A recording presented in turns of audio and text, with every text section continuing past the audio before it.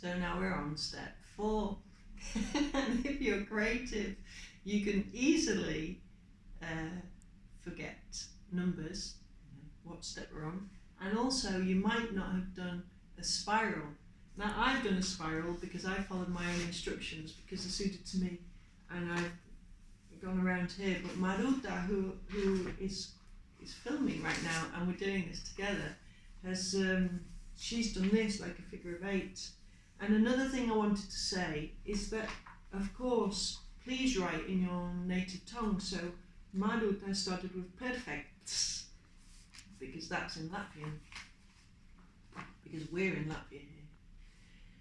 And I would like you to be introduced to Perfect, a book by yours truly, which is to all those perfectionists out there, which is probably most of us.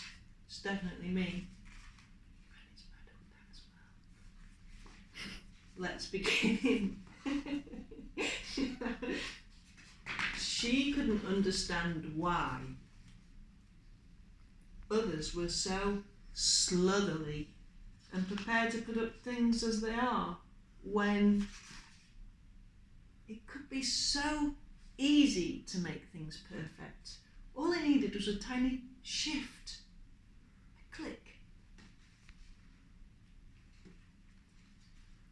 She got home and found hubby had not again put the rubbish out. How many times do I have to ask? She tripped over a jumper left discarded on the floor. How to raise children!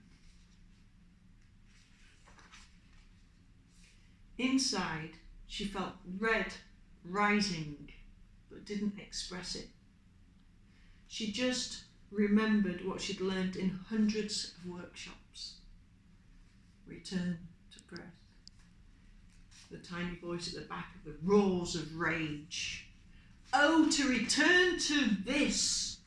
After spending the day at work with those morons, she moaned to herself. Am I the only one who really cares? Were people really content to let the world slip into chaos? What about order? What about beauty? She slumped onto the sofa and absent-mindedly picked up an art magazine up off the table.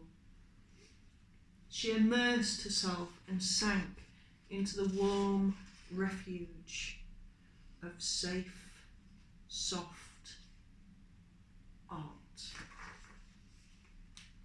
But in the soft depths, she was suddenly jangled. That was actually a mistake, the jangled, but I left it in. Ba-dum, ba-dum, ba-dum. The uncomfortableness of non-harmony, of non-perfection.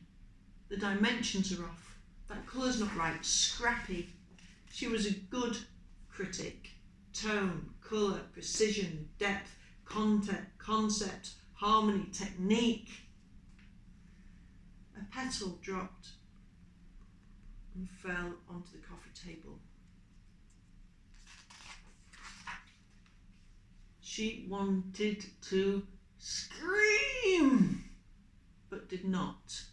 She wanted to cry, but did not. Instead, she stared at the little slither that had become so big to her, of that delicate petal lay so forlorn. And realised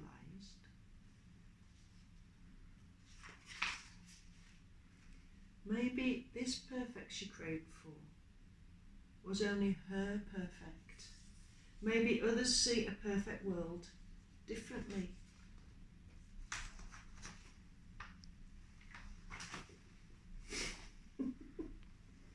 We're all seeing it differently, you see. With the next thought, she gulped. and it hit her in the stomach like a hammer. Hitler had also wanted a perfect world. Ghastly horror. And yet, well, she thought of all the telling off she had to do, all the fights, all that misery, all the misery. For what? For whose standards? And she saw that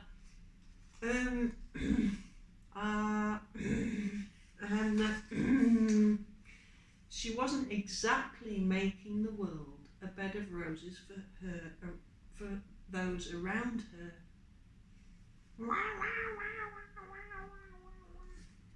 Not even close to perfect for anyone.